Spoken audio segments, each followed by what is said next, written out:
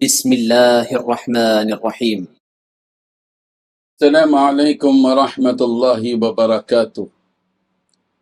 الحمد لله حمدا كثيرا طيبا مباركا فيه، والصلاة والسلام على سيد المرسلين محمد وآله وصحبه اجمعین، اما بعد۔ حاضرین و ناظرین، یہ درس نمبر 2370 ہے اور آج سورۃ الہمزہ مکیہ کی ابتدائی 5 آیتوں کی تلاوت و تشریح کی جائے گی۔ اعوذ باللہ من الشیطان الرجیم، بسم اللہ الرحمن الرحیم۔ ویل لکل ہمزۃ لمزہ الذی جمع مالا وعددہ یحسب ان مالہ اخلدہ کلا لینبذن فی الحطمہ وما ادراک ما الحطمہ صدق اللہ العظیم۔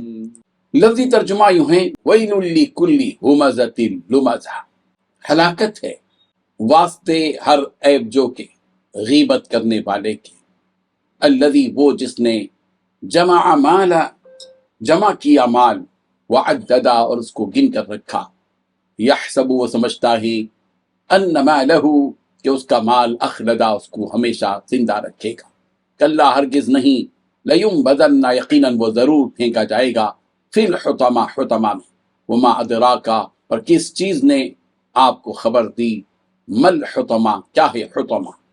ترجمہ یوں ہے، ہر تان آمیز اشارے کرنے والے چغل خور کی خرابی ہے جو مال جمع کرتا اس کو گن گن کر رکھتا ہے اور خیال کرتا ہے کہ اس کا مال اس کی ہمیشہ کی زندگی کا موجب ہوگا، ہرگز نہیں، وہ ضرور حطمہ میں ڈالا جائے گا، اور تم کیا سمجھے کہ حطمہ کیا ہے۔ ان 5 آیتوں میں 5 باتیں بیان کی گئی ہیں۔ پہلی بات، بڑی خرابی ہے اس شخص کی جو پیٹھ پیچھے عیب لگانے والا اور منہ پر تانے دینے کا عادی ہو۔ دوسری بات، جس نے مال اکٹھا کیا ہو اور اسے گنتا رہتا ہو۔ تیسری بات، وہ سمجھتا ہے کہ اس کا مال اسے ہمیشہ زندہ رکھے گا۔ چوتھی بات، ایسا ہرگز نہیں ہے، اسے تو ایسی جگہ پھینکا جائے گا جو چورا چورا کرنے والی ہے۔ پانچویں بات، تمہیں معلوم بھی ہے کہ وہ چورا چورا کرنے والی چیز کیا ہے۔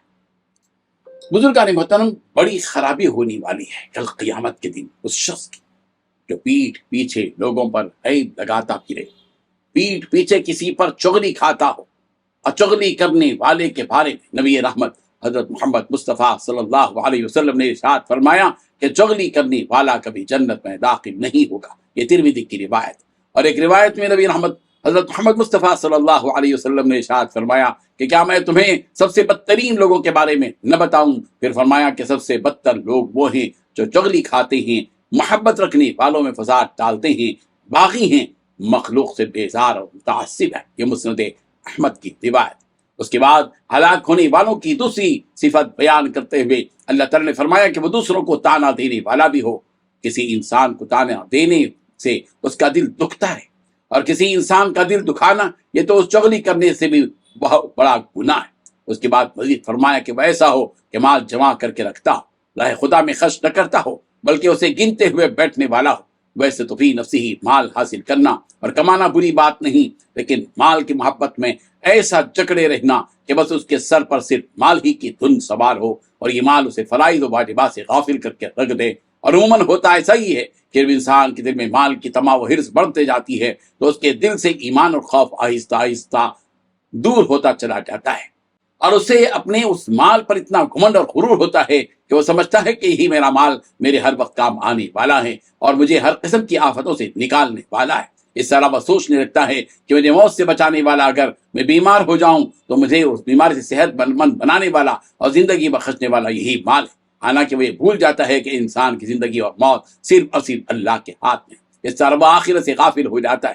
ایک طویل حدیث میں اس واقعے کا ذکر بھی ہے کہ ایک صحابی ثعلبہ بن حاتب رضی اللہ عنہ نے آپ صلی اللہ علیہ وسلم سے گزارش کی کہ آپ میرے لیے اللہ سے دعا کریں کہ وہ مجھے مال عطا کرے۔ اس پر اللہ کے نبی صلی اللہ علیہ وسلم نے فرمایا کہ اے ثعلبہ، تیری ناک خاک آلود ہو، یہ تو کیسی تمنا کر رہا ہے؟ کیا تیرے لیے وہ تھوڑا مال جس پر تو اللہ کا شکر ادا کرے اس کثیر مال سے بہتر نہیں ہے جس پر تو اللہ تعالیٰ کا شکر ادا نہ کرے۔ وہ صحابی بار بار اللہ کے نبی سے یہی گزارش کرتے رہے اور فرمایا کہ اللہ کی قسم اگر میرے پاس مال آ جائے گا تو میں ہر حقدار کو اس کا حق ادا کر دوں گا۔ بالآخر اللہ کے نبی صلی اللہ علیہ وسلم نے ان کے لیے دعا کر دی، جس کے نتیجے میں وہ بہت مال والے ہو گئے، بہت مالدار ہو گئے، لیکن انہیں اس مال کی محبت نے دھیرے دھیرے دین سے دور کر دیا، حتیٰ کہ انہوں نے نبی رحمت صلی اللہ علیہ وسلم کے زکوٰۃ وصول کرنے والے کو ہی زکوٰۃ دینے سے منع فرما دیا۔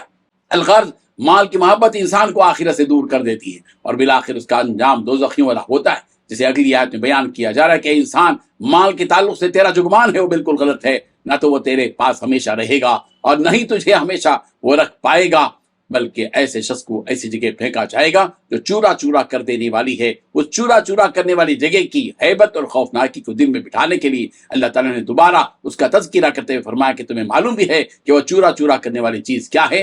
اگلی آیتوں میں اگلے درس میں سمجھیں گے کہ واقعی وہ چورا کرنے والی چیز کیا ہے۔ اللہ تعالیٰ ہم سب کو اس سے بچائے، آمین۔ وآخر دعوانا ان الحمدللہ رب العالمین۔